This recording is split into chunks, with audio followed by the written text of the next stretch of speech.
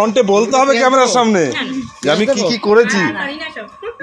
নমস্কার বন্ধুরা, কেমন আছো সবাই? অল টাইম ফানের আরও একটি ভিডিওতে তোমাদের অনেক অনেক ওয়েলকাম। আজ হচ্ছে শনিবার। হ্যাঁ, তোমরা ঠিকই শুনেছো, এটা শনিবারেরই ভিডিও। এবার যেহেতু ভিডিওগুলো করা আছে সেই জন্য ভাবলাম তোমাদের সাথে শেয়ার করেই দিই। আর তাছাড়া এটা একটি বিশেষ দিনের ভিডিও, তাই আর ডিলিট করতে ইচ্ছে করলো না। দুদিন ধরে একটু ব্যস্ত হয়ে পড়েছিলাম, সেই জন্য আর পারছিলাম না তোমাদের সাথে ভিডিওগুলো শেয়ার করতে। তো আজকে চলো এই সুন্দর ভিডিওটি শুরু করা যাক। তারিখটি হচ্ছে 30শে মার্চ, একটি বিশেষ স্মরণীয় দিন। সেটা হচ্ছে আমাদের পরিবারের একজন বয়োজ্যেষ্ঠা, যে আমার দাদা শ্বশুর, উনি এই দিনেই 2 বছর আগে গত হয়েছিলেন। এই দিনের একটি বিশেষ কাহিনী আছে, সেটিও তোমাদের সাথে ছোট করে শেয়ার করি। তখন আমরা থাকতাম দিল্লিতে।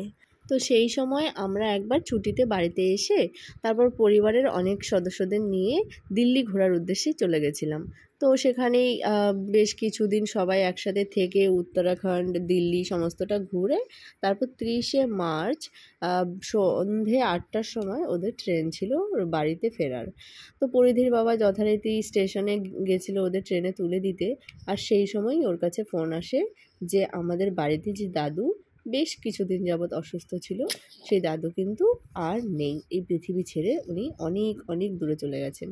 তো সেই খবরটা সেই মুহূর্তে কিন্তু আর সবাইকে দেওয়া হয়নি, কারণ একটা এত লম্বা ট্রেনের জার্নি আর এইরকম একটা দুঃখের খবর শুনে সবাই হয়তো একটু দুঃখিত হয়ে পড়বে, আর এতে জার্নিটা হয়তো ভালো হবে না। তো সেই কারণে কিন্তু ওনাদের আমরা তখন কিছু জানাইনি, বাড়িতে এসে ওনারা কিন্তু জানতে পেরেছেন।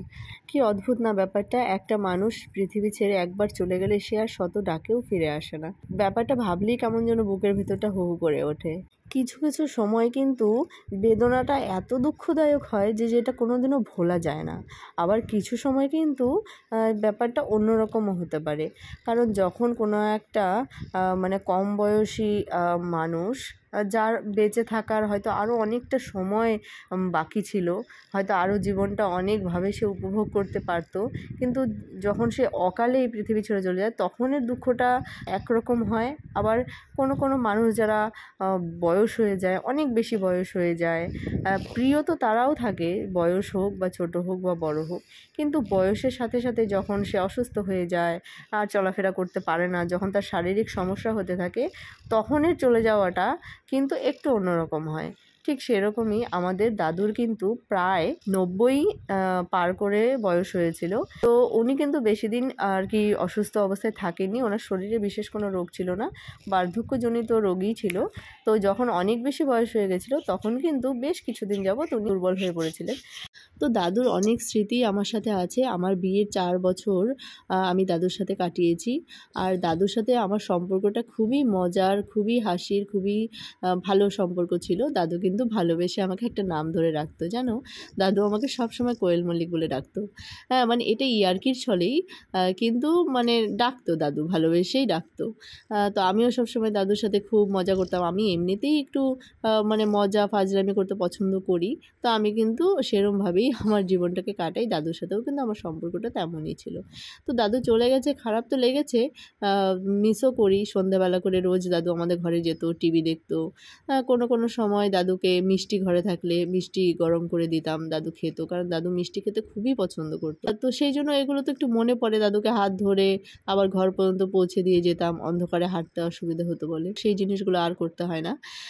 তো দাদু এখন আর নেই, কিন্তু ভগবানের কাছে প্রার্থনা করি যেখানেই আছেন ভালো থাকুন। তো আজকের অনুষ্ঠানে কিন্তু দাদু আর ঠাকুমা অনেক দিন আগেই মারা গেছেন, অনেক বছর হয়ে গেছে।